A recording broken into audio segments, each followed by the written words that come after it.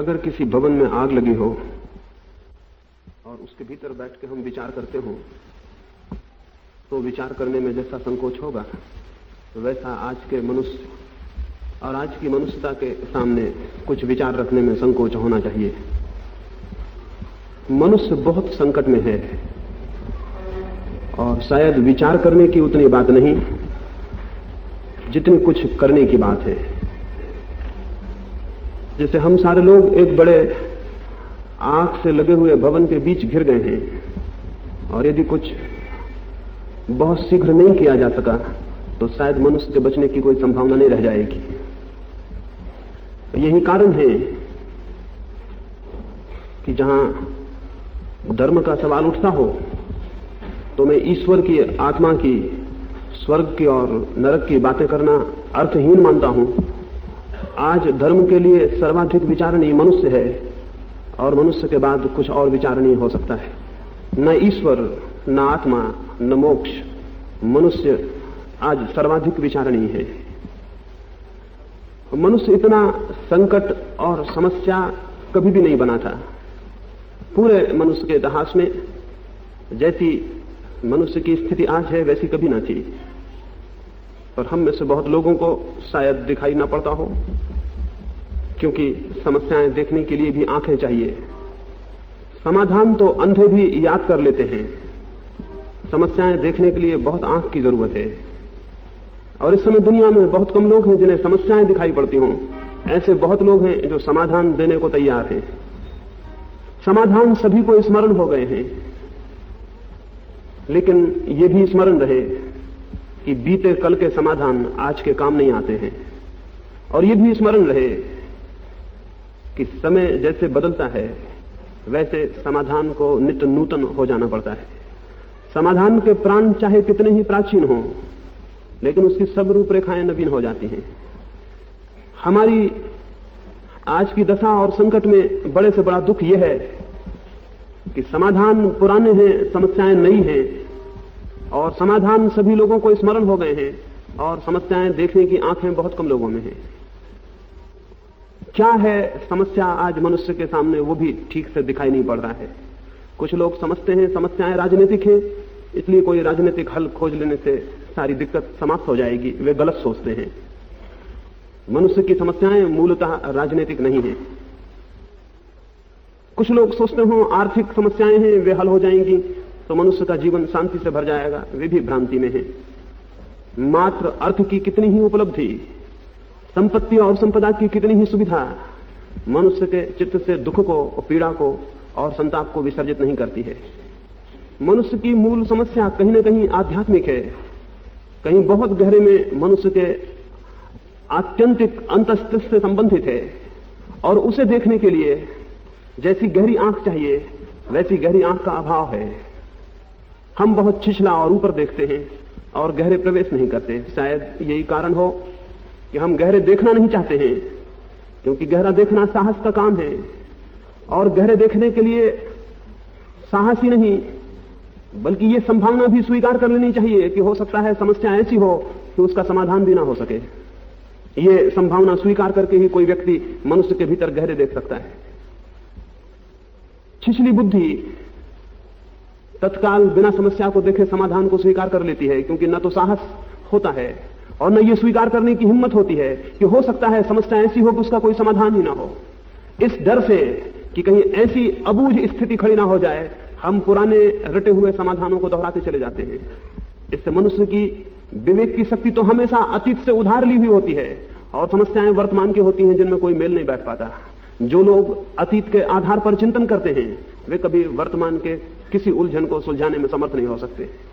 अगर समस्याएं आज हैं तो आज ही हमारा सद्य विवेक जागृत होना चाहिए। अगर मुसीबत इस समय खड़ी है तो इसी समय हमारे भीतर उस मुसीबत के मुकाबले के लिए विवेक का जागरण होना चाहिए। अतीत के विचार काम नहीं देंगे और परंपरा से उपलब्ध हुए समाधान सहयोगी नहीं हो सकते हैं। ये प्राथमिक रूप से आपसे कहूं, क्योंकि आज सबसे ज्यादा उलझन और सबसे ज्यादा कठिनाई इसी बात में हो गई है। आपसे कोई भी पूछे, आपको शास्त्र स्मरण है, आपको गीता, कुरान और बाइबल याद हो गए हैं और तत्क्षण आप उन याद की हुई बातों में से कुछ बातें समाधान के लिए सामने रख देते हैं, वे बातें काम नहीं देंगी। जैसे प्रतिक्षण जीवन नया होता जाता है, वैसे प्रतिक्षण सत्य भी नए नए रूपों में प्रकट होता है, वैसे ही सत्य भी अपने रूपांतर कर लेता है। और ये अगर नए सत्य का आविर्भाव आपके भीतर न हो सके तो संकट मनुष्य का टाला नहीं जा सकेगा। मैं ये नहीं कह रहा हूं कि सत्य नया है या पुराना है, सत्य तो शाश्वत है और सनातन है, लेकिन प्रत्येक युग में सत्य की अभिव्यक्ति, उसका प्रकाशन उस युग की मनस्थिति में सदा नए रूप से होता है। मैं ये कह रहा हूं कि जिस तरह प्रत्येक व्यक्ति को अपना जीवन खुद पाना होता है, मां बाप का जीवन, बीती हुई पीढ़ियों का जीवन किसी को नहीं मिलता, अपनी श्वास खुद लेनी पड़ती है, कोई दूसरा मनुष्य मेरे लिए श्वास नहीं ले सकता, वैसे ही मेरे सत्य का आविष्कार मुझे ही करना होगा। कोई दूसरा मनुष्य, महावीर या बुद्ध या कृष्ण या क्राइस्ट मेरे लिए श्वास नहीं ले सकते, मेरे लिए सत्य भी नहीं बन सकते हैं। जिस क्षण मैं आविष्कार करूंगा अपने सत्य को, यह निश्चित है कि वो सत्य वही होगा जो कृष्ण का है, क्राइस्ट का है, बुद्ध का और महावीर का है, लेकिन उनसे मैं उसे उधार नहीं ले सकता। उसे आविर्भाव तो मुझे स्वयं में करना होगा। जब वो जागेगा और मैं जानूंगा तो वे केवल मेरे सत्य के साक्षी और गवाह हो जाएंगे। कृष्ण और क्राइस्ट केवल मेरे भीतर उठे हुए सत्य के गवाह हो सकते हैं, साक्षी हो सकते हैं, वे मुझे सत्य देने वाले नहीं हो सकते हैं। इस जगत में कोई मनुष्य किसी दूसरे मनुष्य को न कभी सत्य दिया है और न कभी दे सकेगा। और ये शुभ भी है, अगर कोई दूसरा सत्य को दे सके तो दूसरा सत्य को छीन भी ले सकता है। दूसरे के दिए गए सत्यों का कोई मूल्य नहीं है। सत्य को तो अपने ही प्राणों की ऊर्जा से, अपने ही निर्माण से उपलब्ध करना होगा। और इसलिए भी ये मैं आपसे कहूं कि सत्य कोई ऐसी चीज नहीं है कि हमसे दूर हो, कि हम उसे पालें। वो तो स्वयं का ही निखार और परिष्कार है, वो तो स्वयं के ही प्राणों की अंतिम परिष्कृति है। अंतिम रूप से जब स्वयं के प्राण परिपूर्ण रूप से शुद्ध हो जाते हैं तो उस शुद्धतम प्राणों की दशा में जो अनुभूति होती है उसका नाम सत्य है। सत्य कहीं कोई बाहर कोई उपलब्धि नहीं बन सकती, सत्य कोई अचीवमेंट नहीं है कि हम उसे बाहर कहीं पालें। सत्य तो आत्म परिष्कार है। इसलिए मैं आपसे कहूं कि युग की, मनुष्य की आज की जो संकट की दशा है, उस संकट की दशा में सबसे महत्वपूर्ण विचारणीय बात यह है कि हमारे सत्य तो उधार लिए हुए हैं और समस्याएं हमारी हैं। सत्य तो कृष्ण, क्राइस्ट और महावीर के दिए हुए हों और समस्याएं हमारी हों, उन दोनों के बीच सामंजस्य नहीं होगा। औषधियां पुरानी हैं और बीमारियां नई हैं और उन दोनों के बीच कोई मेल नहीं बैठता। इसलिए मनुष्य आज एक बड़ी आंतरिक अड़चन में पड़ गया है। इसका ही कारण है इतने मंदिर हैं, इतने मस्जिद हैं, इतने पंथ हैं, इतने संप्रदाय हैं, इतनी चर्चा है धर्मों की, लेकिन जमीन पर धर्म खोजे से भी नहीं मिलेगा। इतनी विचारणा है, इतना प्रकाशन है, इतना साहित्य है, इतने उपदेश हैं, लेकिन धर्म कहीं भी खोजे से नहीं मिलता। उसके पीछे कारण यही है, धर्म कभी उपदेश, विचार, ग्रंथों, शास्त्रों, मंदिरों और मस्जिदों में नहीं होता। वो तो प्रत्येक व्यक्ति को अपनी निजी सत्ता में आविष्कार करना होता है, और जब वहां पाया जाता है तो सब जगह दिखाई पड़ने लगता है। एक ऐसे रास्ते पर जहां सूरज ही सूरज हो लेकिन मेरे भीतर अंधेरा हो, मेरे लिए वो सारा रास्ता अंधेरा हो जाएगा। और एक ऐसे रास्ते पर जहां घनी अमावस हो और सब अंधकार हो, लेकिन मेरे भीतर एक दिया जलता हो, वो सारा रास्ता कितना ही लंबा हो मेरे लिए प्रकाशित हो जाएगा। जगत में अंधकार होगा अगर मनुष्य के निजी सत्ता में अंधकार हो, और जगत में प्रकाश होगा अगर मनुष्य की निजी सत्ता में प्रकाश हो। बहुत दिन हुए, एक साधु अपने घर आए हुए एक मेहमान साधु को नदी पर नौका विहार के लिए ले गया था। रात थी, वे दोनों नौका में बैठे। जैसे ही वे नौका में बैठे, उस साधु ने, जिसका आश्रम था, और दूसरा साधु जिसका मेहमान था, पतवार अपने हाथ में ली। उस मेहमान ने कहा, क्षमा करें, कोई किसी दूसरे की पतवार अपने हाथ में नहीं ले सकता, मेरी पतवार मुझे दे दें। ये एक घटना घटी, पतवार दे दी गई। कुछ दिनों बाद जब वो दूसरा मेहमान विदा होता था, रात का अंधकार था, उसने कहा, रात अंधेरी है और मैं कैसे जाऊं, रास्ता अंधेरा है और सुनसान है, कोई साथ भी नहीं। उस मेजबान साधु ने कहा, मैं तुम्हें थोड़ी दूर तक पहुंचा दूंगा और मैं तुम्हें दिया जला देता हूं, उस दिए को ले जाएं, रास्ता प्रकाशित हो जाएगा। दिया जला के उसने विदा होते अतिथि के हाथ में दिया। सीढ़ियां भी वे आश्रम की नहीं उतर पाए थे कि जिसने दिया जला के दिया था उसी ने सीढ़ियां उतरने के पहले ही फूंक के दिए को बुझा दिया। वो अतिथि बुझे हुए दिए को हाथ में रख के बोला, ये क्या करते हैं? उस साधु ने कहा, जब तुम्हारी नाव की पतवार कोई दूसरा नहीं चला सकता तो तुम्हारे लिए प्रकाश का दिया कोई दूसरा कैसे जला सकता है? और जब नाव की पतवार तुम ही चलाओगे तो इस अंधकार में तुम्हारा संगी और साथी कौन हो सकता है? वहां भी अकेले ही यात्रा करनी होगी। सत्य की यात्रा निपट अकेली है, वहां न कोई संगी है न कोई साथी है। जहां संग है और साथ है उसी का नाम संसार है, और जहां कोई संग और साथ नहीं है उसी का नाम धर्म है। धर्म की यात्रा निपट अकेली है। इस भ्रांति में कोई ना रहे कि कोई भी वहां सहयोगी और साथी हो सकता है। उस जगत में कोई सहयोगी और साथी नहीं हो सकता। और इसलिए धर्म परम पुरुषार्थ है, क्योंकि जिनका परम पुरुषार्थ होगा वे ही केवल अकेले जाने को राजी हो सकते हैं। अज्ञात सत्य के लोक में, अज्ञात आत्म के लोक में केवल वे ही प्रवेश कर सकते हैं जिन्हें अकेले सागर पर निकल जाने की क्षमता हो, और एक ऐसे सागर पर जिसका कोई कूल किनारा पता नहीं, एक ऐसे सागर पर जिसका कोई अंत पता नहीं। अकेली यात्रा परम साहस, परम पुरुषार्थ को मांगती है।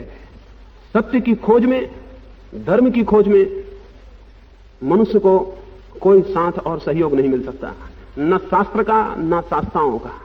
लेकिन हम जब भी धर्म में उत्सुक होते हैं तो भूल से हम धर्म में नहीं धर्म ग्रंथों में उत्सुक हो जाते हैं। धर्म और धर्म ग्रंथों में भेद है।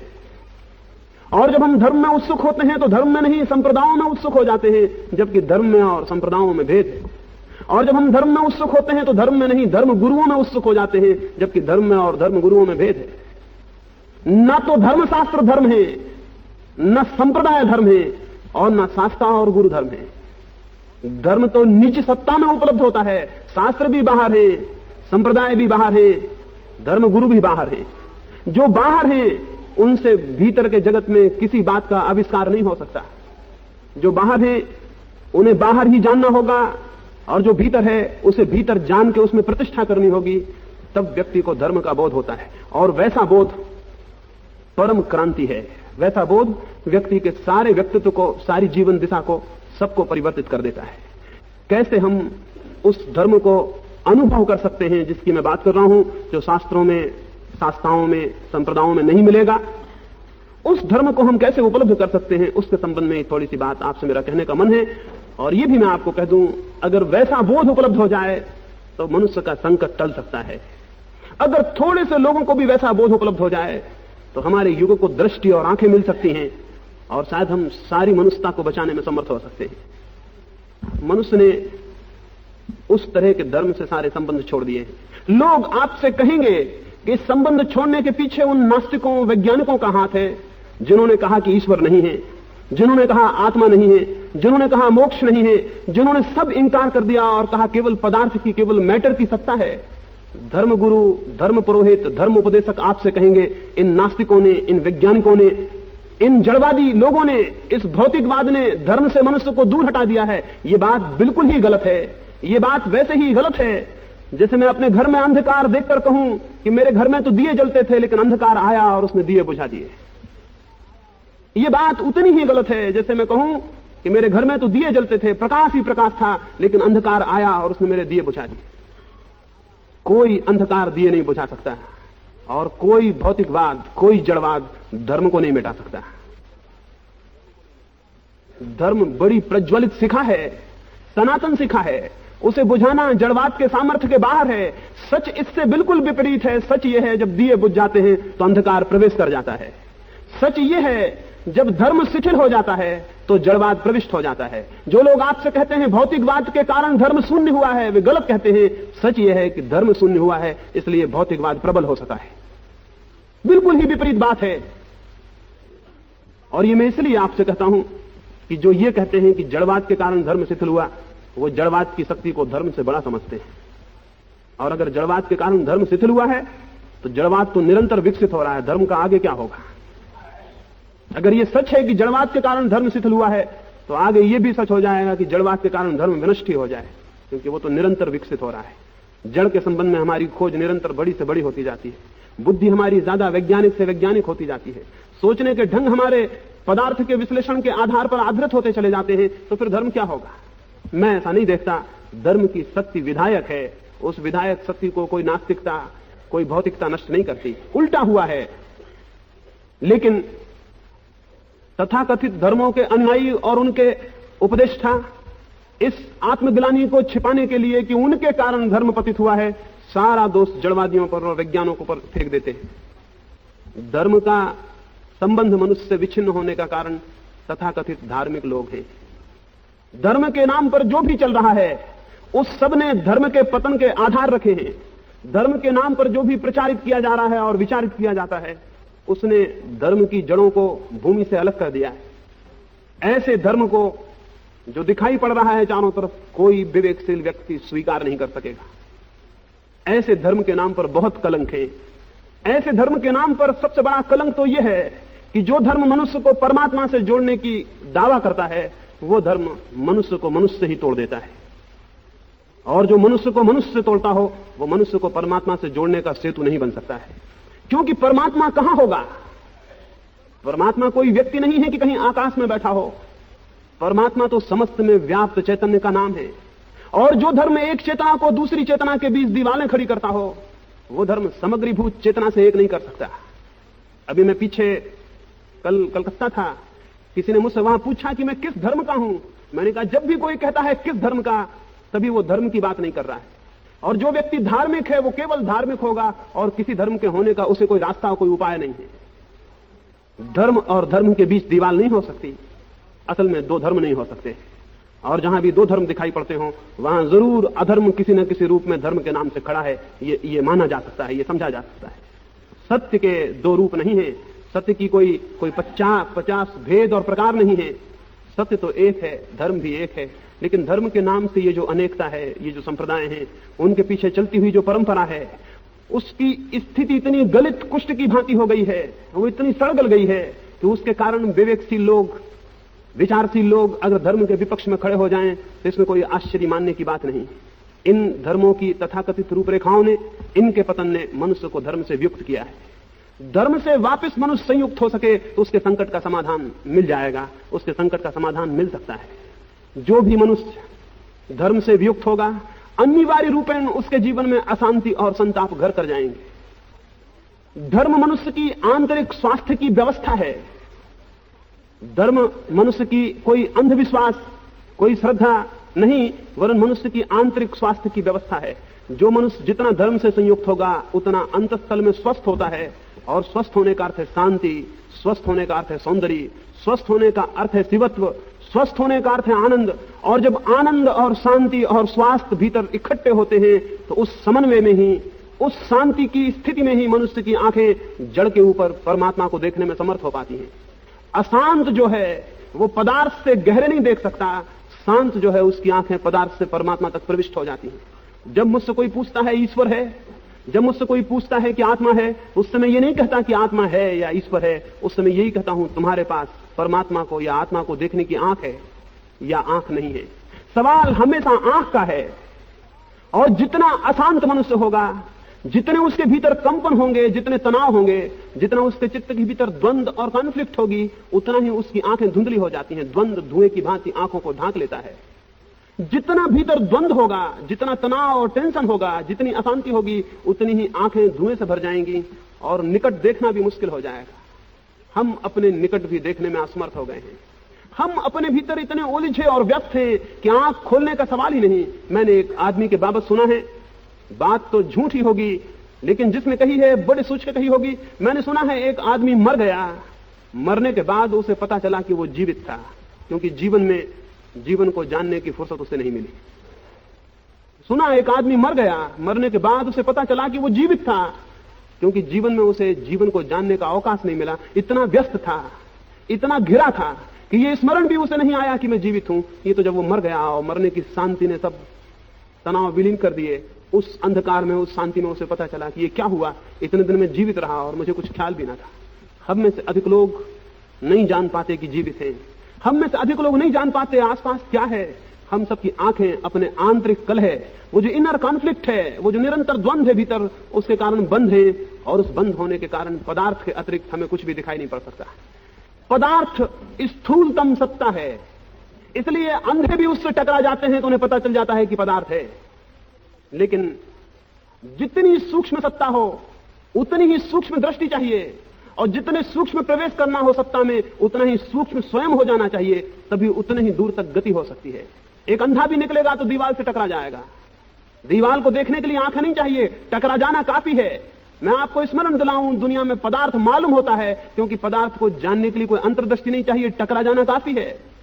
हम केवल उन चीजों को जान पाते हैं जिनसे हम टकराते हैं। शेष सारी सत्ता हमसे अनजान अपरिचित रह जाती है, क्योंकि शेष सत्ता को जानने के लिए आंख चाहिए, टकराना काफी नहीं है। पदार्थ का बोध होता है क्योंकि पदार्थ का स्पर्श होता है। पदार्थ का बोध होता है क्योंकि हमारी इंद्रियां उससे टकराती हैं और उनकी टक्कर से हमें प्रतीत होता है कुछ है।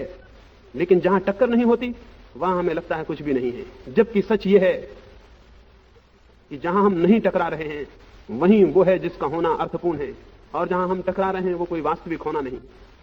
लेकिन उतनी सूक्ष्म दृष्टि के लिए भीतर शांति और धुएं का हट जाना जरूरी है।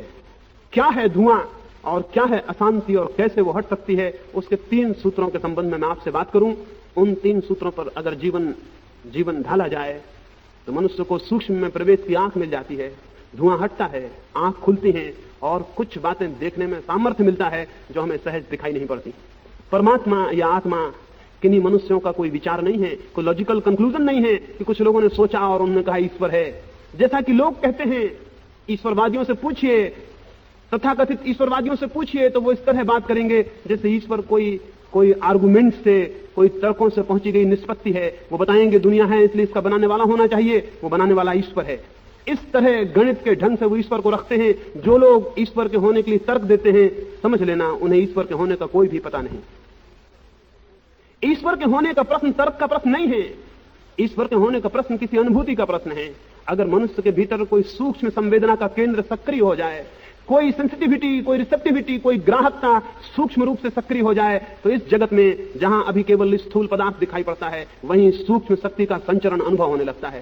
सारे जगत में सूक्ष्म शक्ति के संचरण का जो अनुभव है, उस अनुभूति का नाम ईश्वर है। उस सूक्ष्म शक्ति के अनुभव के लिए जरूरी है कि आंख धुएं से मुक्त हो, द्वंद्व से मुक्त हो, संघर्ष से मुक्त हो, आंख तनाव से मुक्त हो। अगर भीतर परिपूर्ण शांति हो, झील की भांति जिस पर कोई लहरें नहीं है, तो सारे जगत के रहस्य खुल जाते हैं। इसलिए प्रश्न जगत के रहस्यों का नहीं, प्रश्न व्यक्ति के भीतर, मनुष्य के भीतर परिपूर्ण शांति की ग्राहकता का है। वो जो साइलेंट रिसेप्टिविटी है, वो जो परिपूर्ण शांत ग्राहकता है, उसका है। वो है तो जगत नया हो जाता है, वो है तो जीवन दूसरा हो जाता है, वो है तो एक क्रांति फलित होती है। वो शांत ग्राहकता, वो साइलेंट रिसेप्टिविटी कैसे पैदा हो, उसके छोटे से 3 सूत्रों पर आपसे मैं बात करना चाहता हूं। वे 3 सूत्र समस्त धर्मों के केंद्रीभूत सार सूत्र हैं। पहला सूत्र है प्रेम।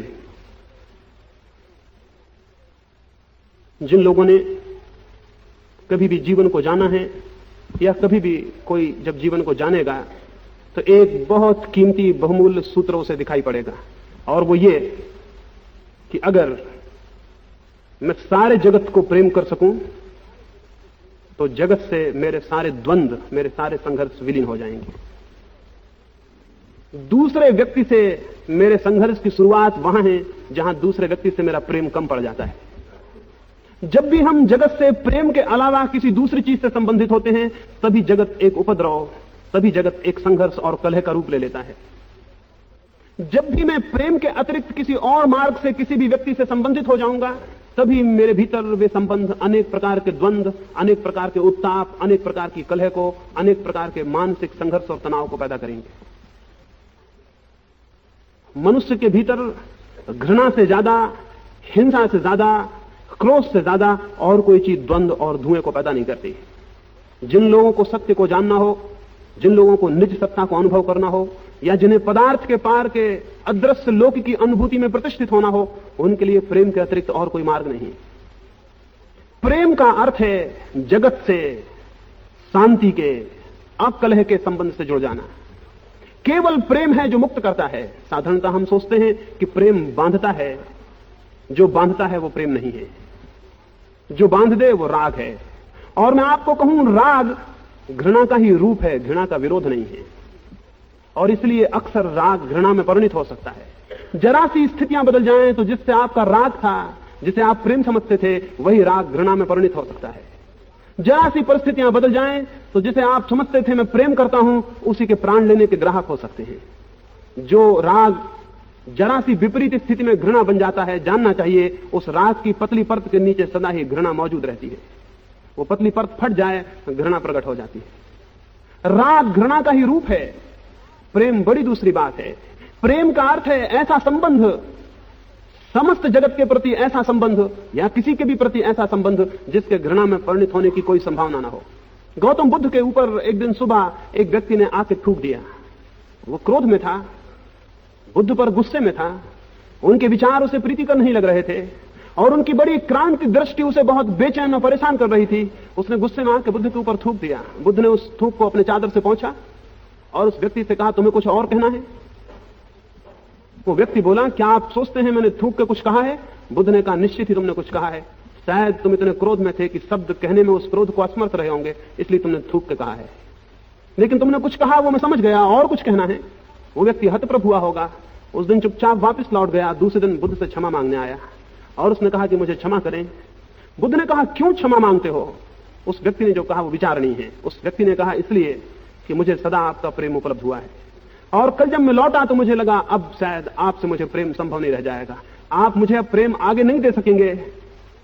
सदा जो प्रेम उपलब्ध रहा है वो समाप्त कर लिया मैंने अपने हाथ से। बुद्ध हंसने लगे और उन्होंने कहा, क्या तुम सोचते हो मैं तुम्हें इसलिए प्रेम करता था कि तुम मेरे ऊपर नहीं थूकते थे?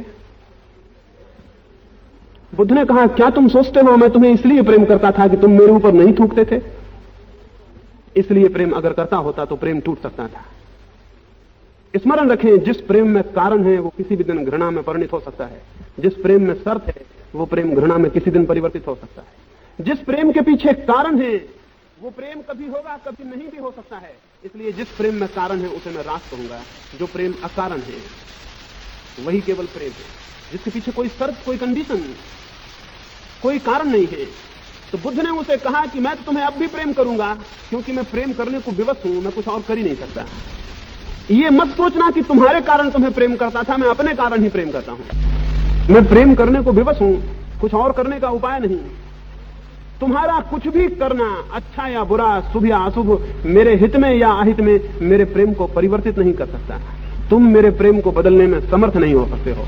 क्यों? क्योंकि तुम्हारे किसी भी कारण से मैंने तुम्हें प्रेम नहीं किया। प्रेम मुझसे वैसे ही है जैसे दिए से प्रकाश गिरता है। दुश्मन निकलता है पास से या मित्र निकलता है, इससे भेद नहीं पड़ता। भला आदमी निकलता है या बुरा आदमी निकलता है, इससे भेद नहीं पड़ता। अपना निकलता है या पराया निकलता है, इससे भेद नहीं पड़ता। दिए का प्रकाश तो जो भी निकलता है उस पर गिरता है, और अगर कोई भी ना निकले और निर्जन कक्ष हो तो भी दिए का प्रकाश गिरता है। बुद्ध ने कहा, प्रेम मैं उसे कहता हूं जो गिरे बिना इस विचार के कि किस पे गिरता है, बिना इस विचार के कि किस कारण से गिरता है, बिना इस विचार के कि कोई मौजूद है या मौजूद नहीं है। समस्त जगत के प्रति मंगल की भावना प्रकाश की भांति गिरती रहे तो उसका परिणाम होता है ऐसा व्यक्ति इस जगत के प्रति द्वंद्व से मुक्त हो जाता है। और जो व्यक्ति जगत के प्रति द्वंद्व से मुक्त हो उसके भीतर मन के सारे द्वंद्व क्षीण होने लगते हैं। वो जो धुआं पैदा होता है वो विलीन होने लगता है। दुनिया के जिन सत्पुरुषों ने प्रेम या अहिंसा या करुणा या दया की बातें कही हैं, इस ख्याल में ना रहे कि वे कोई सामाजिक नैतिकता की बातें हैं। वे सब साधना के केंद्रीय अंग हैं, क्योंकि प्रेम के अतिरिक्त कोई मनुष्य कभी शांत नहीं हो सकता। प्रेम के अतिरिक्त कोई मनुष्य भीतर उस स्थिति को पैदा नहीं कर सकता कि परमात्मा को जानने में समर्थ हो जाए। इसलिए क्राइस्ट ने कहा है, अगर कोई मुझसे जोर ही देके पूछे कि परमात्मा की मैं क्या परिभाषा करूं, तो मैं कहूंगा प्रेम परमात्मा है, लव इज गॉड। ये छोटा सा सूत्र बहुमूल्य है। अगर महावीर से कोई जोर देके पूछता है कि क्या है धर्म, तो महावीर कहते अहिंसा धर्म है। अहिंसा का कोई और अर्थ नहीं है। अगर बुद्ध से कोई पूछता क्या है धर्म, तो बुद्ध कहते थे मैत्री धर्म है। ये मैत्री, अहिंसा या प्रेम सब पर्यायवाची हैं, इनमें कोई भेद नहीं है। जिस व्यक्ति को परमात्मा को अनुभव करना हो उसे पहली सीढ़ी अपने भीतर प्रेम की चढ़नी होगी। परमात्मा तर्क से नहीं, प्रेम के इस विकास से अनुभव में आएगा। विचार से नहीं, प्रेम से अनुभव में आएगा। प्रेम को विकसित करना होगा तो पहला सूत्र है प्रेम का प्रसार। अकारण, अहेतुक, बिना किसी शर्त के सारे जगत के प्रति प्रेम का संचरण। उठते बैठते सोते जागते, किसी की मौजूदगी में किसी की गैर मौजूदगी में, पक्षी हों या पौधे हों, वृक्ष हों या आकाश के तारे हों, सबकी तरफ दृष्टि से निरंतर प्रेम के अतिरिक्त और कुछ भी ना फेंकना। मैडम ब्लेवाट्स्की के बाबत मैंने सुना है, रूस के एक छोटे से गांव से वो निकलती थी। किसी ने उनसे एक बात पूछी, फिर बाद में वो तिब्बत के किसी गांव से निकलती थी, वहां किसी ने एक बात पूछी, फिर भारत में वो किसी गांव से निकलती थी, वहां किसी ने एक बात पूछी। तीनों बार एक ही बात पूछी गई, और तीनों बार एक ही कारण से पूछी गई और तीनों बार उन्होंने एक ही उत्तर दिया। जब भी वो कहीं जाती तो अपने साथ एक बड़ा झोला रखती और उसमें बीजों के बहुत से, फूलों के बहुत से बीज रखती। गाड़ी में बैठ के गाड़ी के किनारे उन बीजों को फेंकती जाती। लोग उनसे पूछते ये क्या है और क्यों फेंक रही हैं? उन्होंने सदा कहा इस रास्ते पर थोड़े से फूल के बीज फेंकती हूं ताकि उनमें फूल आ जाएं। अभी वर्षा आएगी, बीज अंकुर बनेंगे और उनमें फूल आ जाएंगे। लोगों ने उनसे पूछा लेकिन इस रास्ते पर आपके दोबारा निकलने की क्या कोई संभावना है? क्या आप उन फूलों को देख सकेंगी? तो ब्लेवटस्की ने कहा मैं तो नहीं, लेकिन हजारों आंखों से मैं ही उन फूलों को देखूंगी। ब्लेवटस्की ने कहा मैं तो नहीं, लेकिन हजारों आंखों से मैं ही उन फूलों को देखूंगी और उनकी खुशी और उनका आनंद मेरा आनंद है। मैं आपसे नहीं कहता कि आप फूलों के बीज लिए हुए सड़कों पर फेंकें, लेकिन मैं आपसे यह कहता हूं कि दो ही तरह के लोग जगत में हैं। एक तो वे लोग हैं जो दूसरों के रास्तों पर फूल फेंक देते हैं और एक वे लोग हैं जो दूसरों के रास्तों पर कांटे फेंक देते हैं। दो ही तरह के लोग हैं। और यह भी मैं आपको जल्दी से कह दूं कि भूल ना जाए कि जो लोग दूसरों के रास्तों पर फूल फेंकने की जीवन में स्वभाव नहीं बनाते हैं, वे जाने या न जाने, चाहें या ना चाहें, उनसे दूसरों के रास्तों पर कांटे गिरना अनिवार्य है। जब तक हम जीवित हैं हम कुछ ना कुछ फेंकेंगे। जीवन का अर्थ है फेंकना। जब तक हम जीवित हैं कुछ ना कुछ उलीचेंगे। जीवन का अर्थ है उलीचना। जब तक हम जीवित हैं हमारे चारों तरफ कोई ना कोई चीज हमसे विकीर्ण होगी। जीवन का अर्थ है विकीर्ण होना।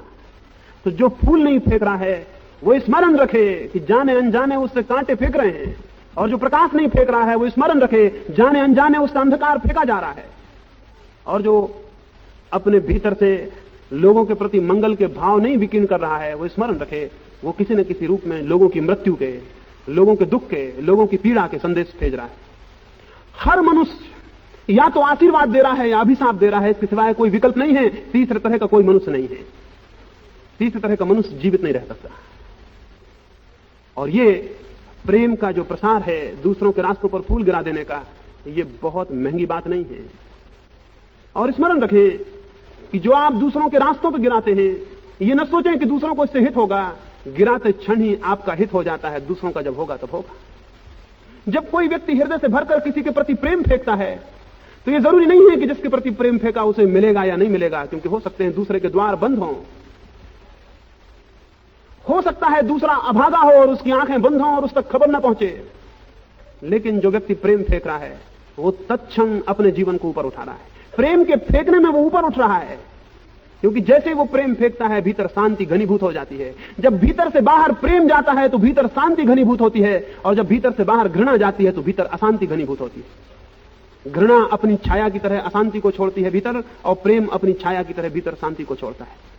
प्रेम की छाया शांति है जो भीतर रह जाती है और प्रेम बाहर फैल जाता है, और घृणा की छाया अशांति है, घृणा बाहर फैल जाती है, अशांति भीतर रह जाती है। जिस व्यक्ति को आंखों को निर्मल करना हो उसे चारों तरफ प्रेम के प्रसार को, समस्त जगत के प्रति उठते बैठते सोते जागते मंगल के भाव को, मैत्री के भाव को, अहिंसा की दृष्टि को विकसित करना चाहिए। जितना प्रेम विस्तीर्ण होगा उतना ही वो व्यक्ति जगत से मुक्त हो जाएगा। प्रेम के अतिरिक्त और कोई मुक्ति नहीं है। घृणा बांधती है, प्रेम मुक्त करता है, और जो राग बांधता है वो राग घृणा के हिस्से में है, घृणा के साथ है। प्रेम मुक्ति है। जिसको मैं प्रेम करता हूं उससे ही मैं मुक्त हो जाता हूं, और अगर मैं समस्त जगत से प्रेम कर सकूं तो मैं समस्त जगत से मुक्त हो जाऊंगा। स्मरण रखें जो मुक्त कर दे वो प्रेम है, और जितना मुक्त कर दे उतना प्रेम है, और परिपूर्ण मुक्त कर दे तो पूर्ण प्रेम है। पूर्ण प्रेम का नाम ही अहिंसा है। ये पहला सूत्र है आंख के भीतर निर्मलता उपलब्ध करने का, धुआं दूर करने का। पहला सूत्र हुआ प्रेम का प्रसार। दूसरा सूत्र है परिग्रह का संकोच। ये भी अद्भुत सत्य है कि जो व्यक्ति जितना ज्यादा परिग्रह को फैलाता है वो व्यक्ति उतना ही छोटा होता चला जाता है। जो व्यक्ति जितने सामान को, जितनी चीजों को इकट्ठा करने में लग जाता है वो व्यक्ति उतना ही नीचे गिरता चला जाता है, उतना ही भारी होता जाता है। सामान का बोझ उसके ऊपर भारी होता जाता है और वो नीचे बैठने लगता है। एक भारतीय साधु भारत के बाहर था, एक भवन के सामने खड़ा था और भवन में आग लगी थी और लपटें जल रही थी, और भवन से लोग सामान को बाहर निकालते थे। सारा सामान बाहर निकाल लिया गया था। भवन का मालिक करीब करीब बेहोश सा, आंखों से आंसू बहाता हुआ खड़ा था। उसे स्मरण भी नहीं था कि क्या हो रहा है। और तभी लोगों ने आके पूछा कि भवन पूरा जलने के करीब है, लपटें नीचे के कक्षों तक भी आ गई। एक बार और हम भीतर जा सकते हैं, कुछ बचाने को हो तो बता दें। उसने कहा मुझे कुछ याद नहीं आता, तुम एक दफा जाके भीतर देख लो। हर बार वे लोग भीतर गए थे और हर बार हंसते हुए बाहर आए थे, क्योंकि कुछ ना कुछ बहुमूल्य सामान बचा के लाए थे। अंतिम बार वे सारे लोग रोते हुए वापस लौटे। अब की बार भी वो कुछ लाए थे लेकिन रोते हुए लौटे, और लोगों ने भीड़ लगा ली। उन्होंने पूछा रोते क्यों हो? उन्होंने कहा भूल हो गई, हम सामान को बचाने में लग गए और मकान मालिक का इकलौता लड़का भीतर सोया था, वो मर गया।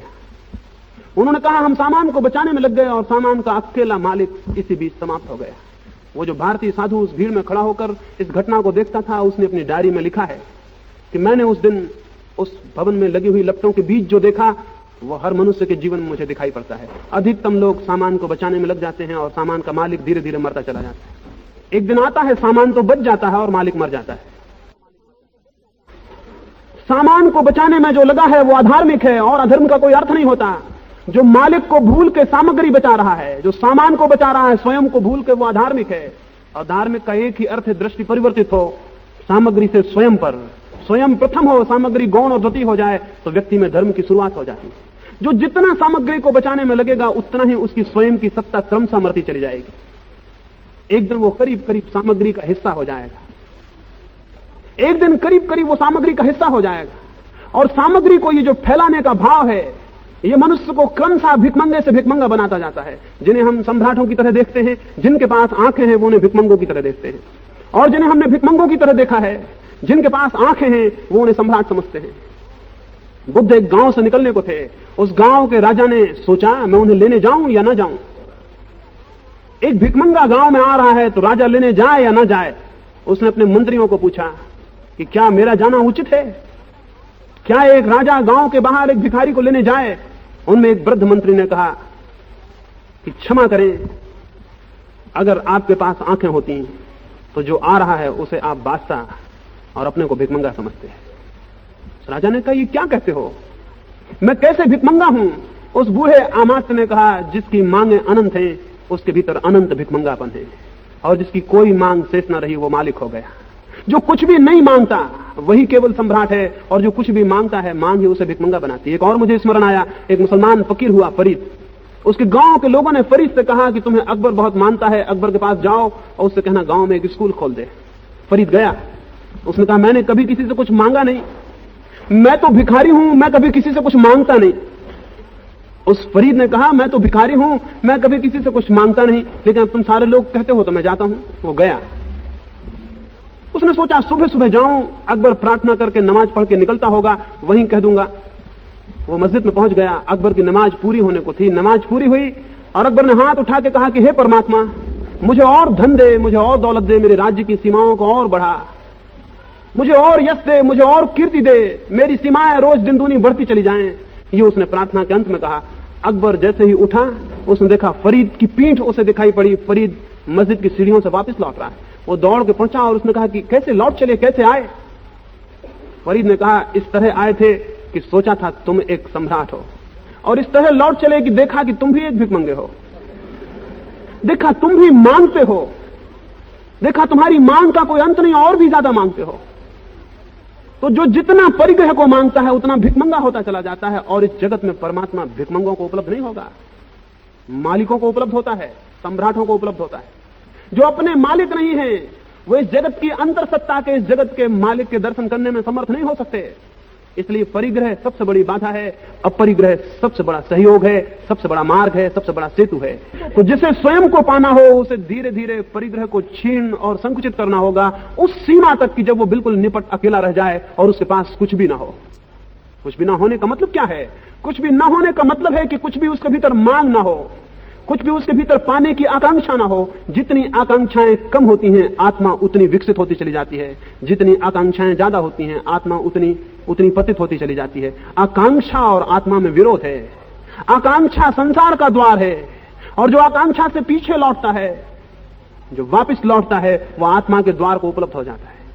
इसलिए मैंने कहा प्रेम का प्रसार हो और परिग्रह का संकोच हो, प्रेम फैले और परिग्रह छोटा हो।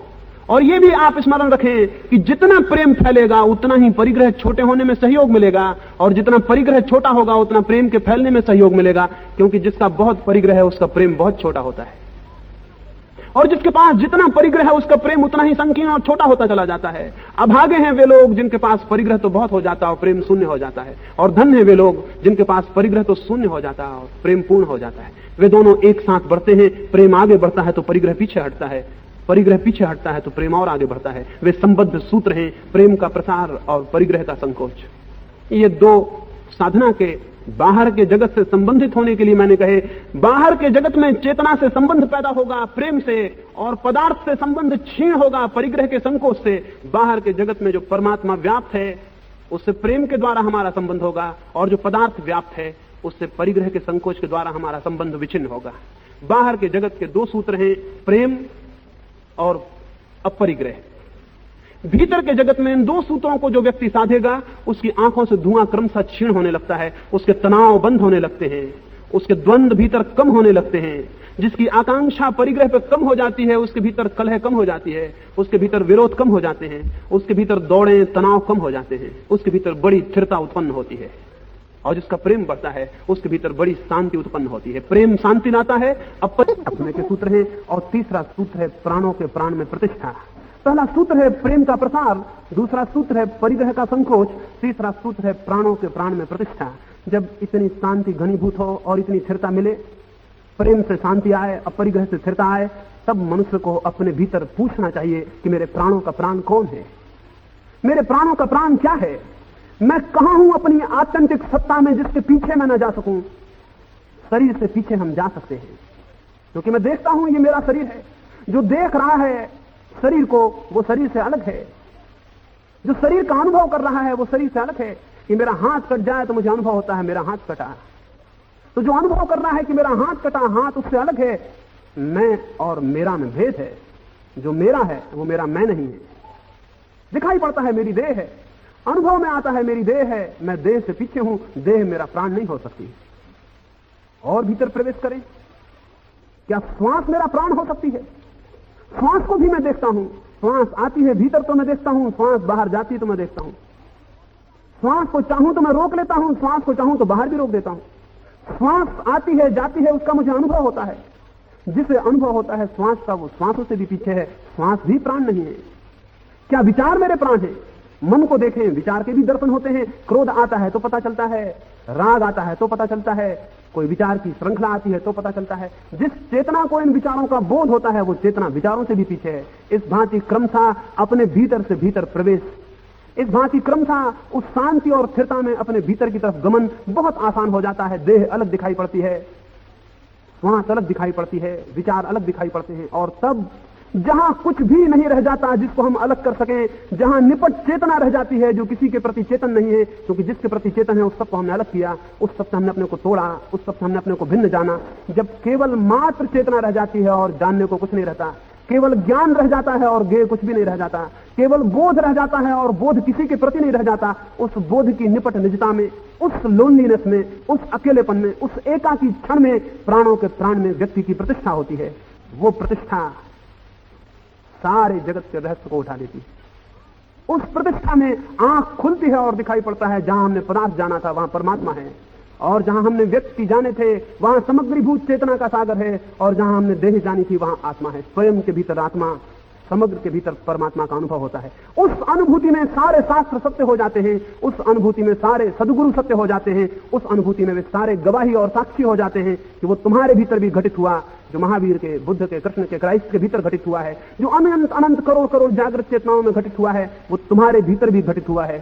इस बोध की गवाही, इस बोध के साक्षी सारे शास्त्र, सारे सदगुरु, सारे शास्त्र हो जाते हैं। उसके पहले उनका कोई उपयोग नहीं, उसके पूर्व उनका कोई अर्थ नहीं, उसके पूर्व केवल शब्द जाल है, वहां सत्य कुछ भी नहीं। और जब अनुभूति भीतर उपलब्ध होती है तो वे सारे शब्द विलीन हो जाते और उनके भीतर सत्यों पर आंख पहुंच जाती है। व्यक्ति स्वयं में सत्य के आविर्भाव को अनुभव करके इस सारे जगत में सत्य को अनुभव कर लेता है। स्वयं के भीतर आत्मा को जान के सारे जगत में उससे ही आलोक को अनुभव कर लेता है। ऐसी प्रतीति उसके निज संकट को समाप्त कर देती है। ऐसी प्रतीति उसे बता देती है जन्म के पहले उसका होना था, मृत्यु के बाद उसका होना होगा। ऐसी प्रतीति उसे बता देती है न कभी उस चेतना को कोई दुख हुआ है, न कभी हो सकता है, न होने की कोई संभावना है। दुख के अतीत, आनंद में प्रतिष्ठित, अंधकार के ऊपर प्रकाश में आलोकित उस चेतना का अनुभव उसकी सारी समस्याओं को जड़मूल से नष्ट कर देता है। अगर थोड़े से लोग भी आज के इस मनुष्य के जगत में वैसे आलोक को उपलब्ध हो जाएं, तो सारे जगत में एक नए प्रकाश का प्रकाश अनुभव किया जा सकता है, एक नए प्रकार के आलोक को जन्म मिल सकता है, और उस आलोक में ही मनुष्यता का भविष्य संरक्षित होगा। उसके अतिरिक्त मनुष्य को बचाना कठिन है। मनुष्य अपने हाथ से आत्मघात कर लेगा, मनुष्य अपनी घृणा से आत्मघात कर लेगा, मनुष्य अपने परिग्रह से आत्मघात कर लेगा, मनुष्य अपने प्राणों के प्राण से विच्छिन्न होने के कारण आत्मघात कर लेगा। मनुष्य को प्रेम में स्थापित करो, मनुष्य को अपरिग्रह में स्थापित करो, मनुष्य को उसके प्राणों के केंद्र पर स्थापित करो, तो नए मनुष्य का जन्म हो सकता है, और उसके साथ ही एक नई मनुष्यता का और इस भांति धर्म के माध्यम से एक जीवन क्रांति संभव हो सकती है। ये थोड़ी सी बातें मैंने आपसे कही। आशा कर सकता हूं कि शायद कोई बात कहीं आपके भीतर, आपके हृदय के किसी तार को छेड़ दे। शायद कोई बात आपके भीतर, कोई भूख, कोई प्यास बन जाए, कोई असंतोष आपके भीतर घनीभूत हो जाए, कोई अभीपसा पैदा हो जाए कि मैं भी स्वयं को जानूं और सत्य को जानूं, और जो संकट प्रत्येक के जीवन के साथ पैदा होता है उसका अतिक्रमण कर जाऊं, तो मैं समझूंगा मेरी प्रार्थना सफल हुई। वो जो मैंने आपके भीतर इतनी देर तक प्रार्थना की है आपके हृदय से, वो सफल हुई। प्रभु करे ऐसी अभीपसा और प्यास आपके भीतर पैदा हो और उसे आप जानने में समर्थ हो सके, जिससे जाने बिना जीवन व्यर्थ है और जिसे जान लेते ही जीवन एक धन्यता में परिणत हो जाता है। मेरी बातों को इतने प्रेम से सुना, उसके लिए बहुत बहुत अनुग्रहित हूं, और सबके भीतर बैठे हुए परमात्मा को प्रणाम करता हूं। मेरे प्रणाम स्वीकार करें।